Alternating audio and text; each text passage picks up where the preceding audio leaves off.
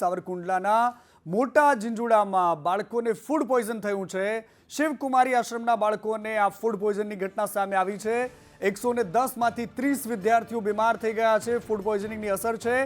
કારેલાનું શાક ખાધું અને ત્યારબાદ આ વિદ્યાર્થીઓની હાલત ખરાબ થઈ ગઈ। બાળકોને ફૂડ પોઈઝનિંગ થયું છે। 20 જેટલા બાળકોને પીએચસી સેન્ટરમાં સારવાર માટે ખસેડાયા છે। 3 બાળકોને હોસ્પિટલમાં ખસેડાયા છે અને 20 બાળકોને ત્યાં સારવાર આપવામાં આવી રહી છે।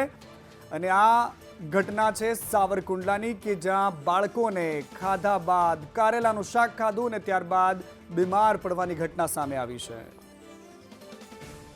ફોન લાઈન પર મારા સહયોગી સૂર્યકાંત ચૌહાણ જોડાઈ ગયા છે। સૂર્યકાંત, આજે સમાચાર મળી રહ્યા છે, અત્યારે વિદ્યાર્થીઓની સ્થિતિ કેવી છે?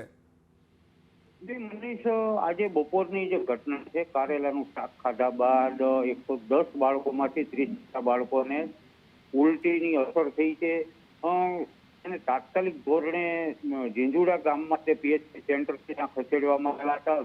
10 જેટલા બાળકોને અહીંયા કુમારી આશ્રમ ખાતે સારવાર આપવામાં આવી હતી। ઘટના સ્થળે હું પહોંચ્યો છું, ડોક્ટર સાથે પણ મારે વાત થઈ છે અને શિવકુમારી આશ્રમના હિતુસા દીદી સાથે પણ મારે વાત થઈ છે અને જે 3 થી 4 બાળકોને વધારે અસર હતી તેને ઝીંઝુડાથી સાવરકુંડલા 108 મારફતે ખસેડવામાં આવ્યા। હાલ બાળકોની જે સ્થિતિ છે એ સ્ટેબલ છે। ડોક્ટર મયુર પારગી સતત અહીંયા મોનિટરિંગ કરી રહ્યા છે। પોલીસની ટીમ અને એફએસએલની ટીમ પણ અહીંયા આશ્રમ ખાતે મુલાકાત લઈ ચૂકી છે અને હાલ ખતરાથી બહાર બાળકો છે તેવી પોઝિશન જોવા મળી રહી છે। જી, આભાર સૂર્યકાંત માહિતી માટે।